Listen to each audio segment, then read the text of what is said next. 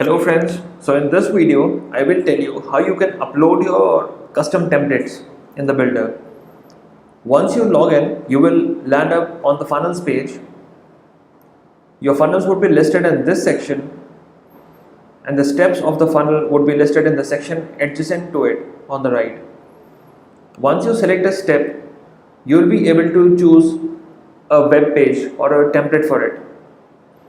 You can either edit in the builder or you can upload your own custom template. For that, click on this button and click on upload template zip. From here, click on browse. Then you must search for the zip file. Once the file is uploaded, you will get a message that your templates are successfully uploaded. Thank you.